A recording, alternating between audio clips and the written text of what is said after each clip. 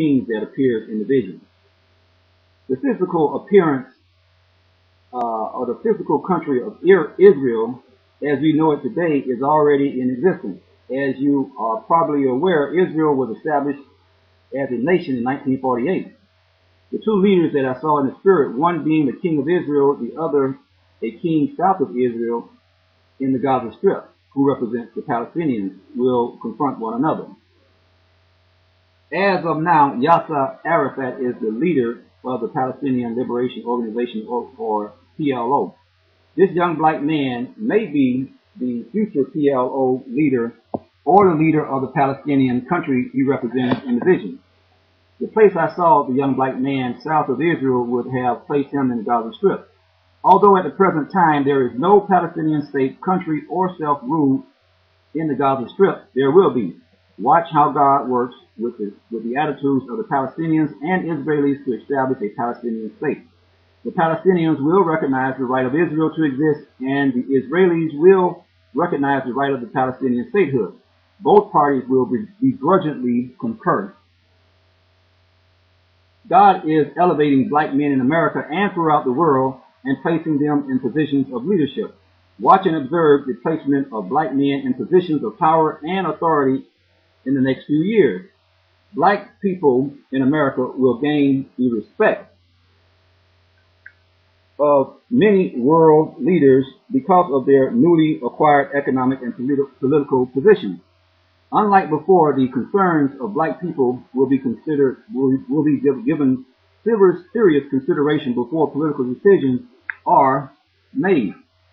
The Martin Luther King Jr. holiday is merely another part of God's plan to set up an atmosphere that will be conducive to the future edification of black Americans and other people of color. Black people will gain influence on a worldwide basis soon. Watch. This is not something that is merely proclaimed by me, the writer, but foreordained by God. The President-elect of the United States, Barack H. Obama.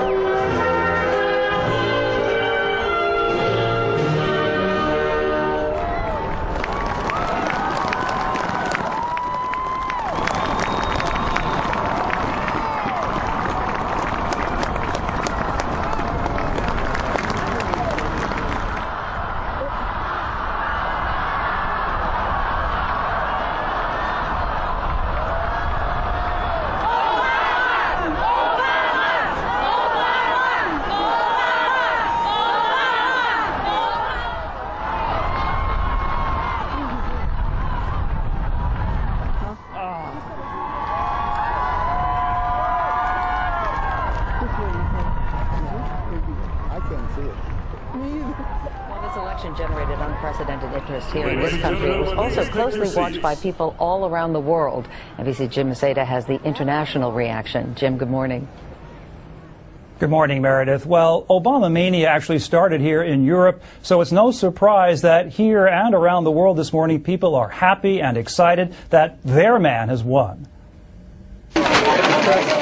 From the bars in Paris to the streets in Beijing, Obama. It seemed like the whole world was cheering a new global leader. Change has come to America.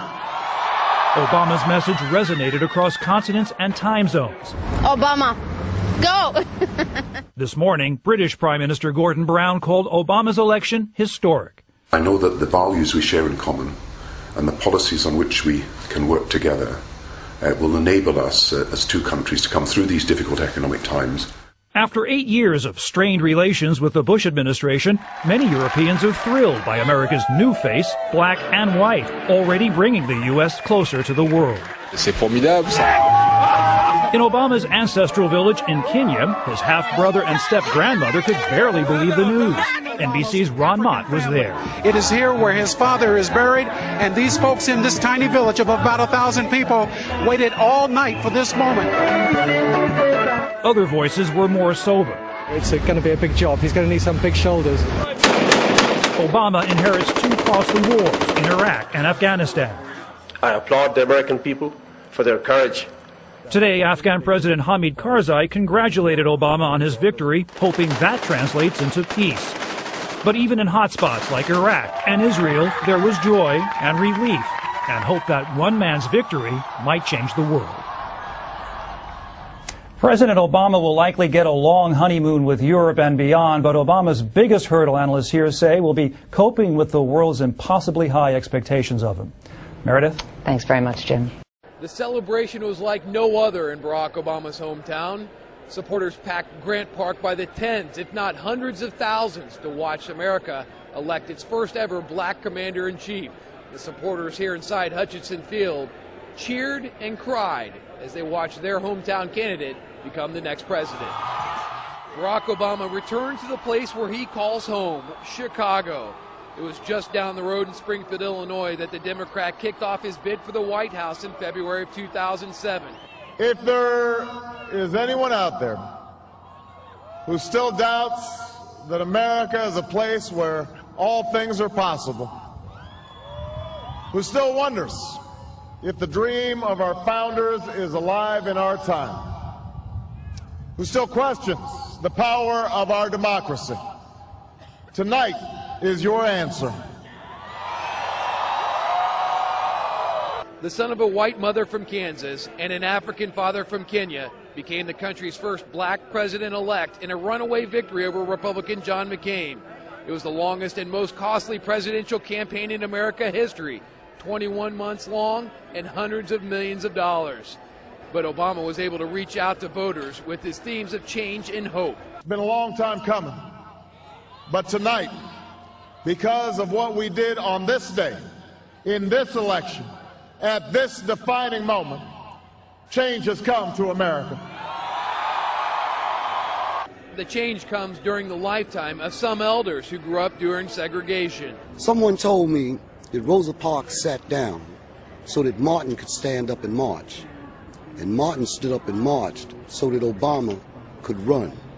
And Obama is running so that my children, grandchildren, and great-grandchildren can fly one day. While Obama's election overcomes racial barriers as old as America itself, he's looking ahead to the future.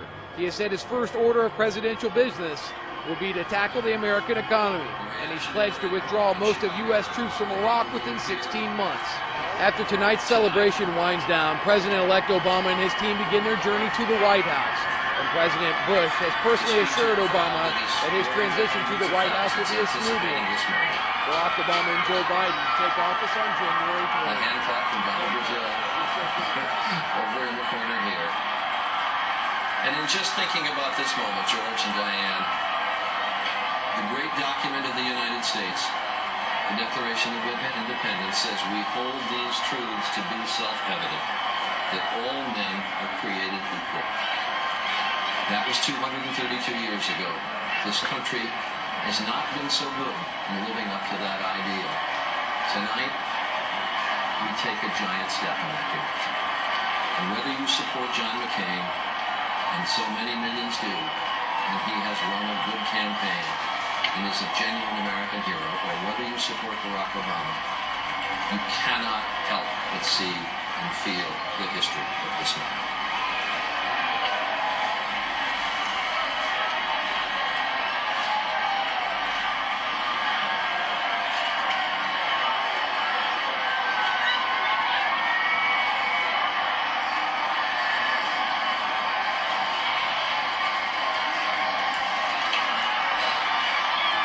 Charlie, at the very beginning of this campaign, David Oxford, we saw him earlier, Barack Obama's chief strategist, asked him, before he got in, what can you bring uniquely to the White House? And the one thing he said was he thinks if I can win the White House, I believe the world will look at the United States a little bit differently, and a lot of young people growing up in America will believe in themselves and believe that anything is possible. He's proved tonight that for a lot of people, one part of the American dream, that part that says anyone can grow up to be president, is true. It's not a myth. And there was a poll taken after Barack Obama began to run.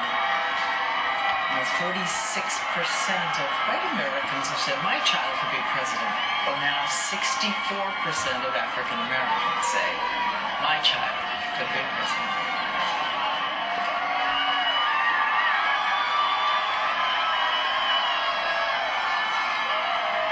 As he says, when he started 20 months ago, he was the longest of long shots. As we said earlier, the victory in the caucuses in Iowa made people realize he was a serious candidate, that Hillary Clinton was not the inevitable nominee. And tonight, he has been elected President of the United States.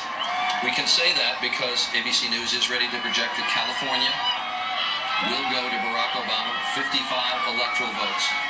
We can also project in the state of Washington with 11 electoral votes, Barack Obama will carry it. Oregon with 7 electoral votes, and Obama win. Hawaii with 4 electoral votes, Obama to carry that state. Not yet ready to call Idaho, but on the electoral map, that gives Barack Obama 284 electoral votes. That makes him the next president.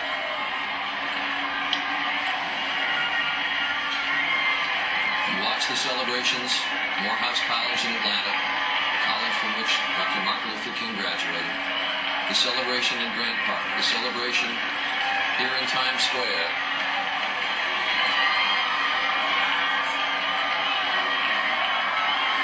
This is, as we have said, an historic election. We're going to take a break now.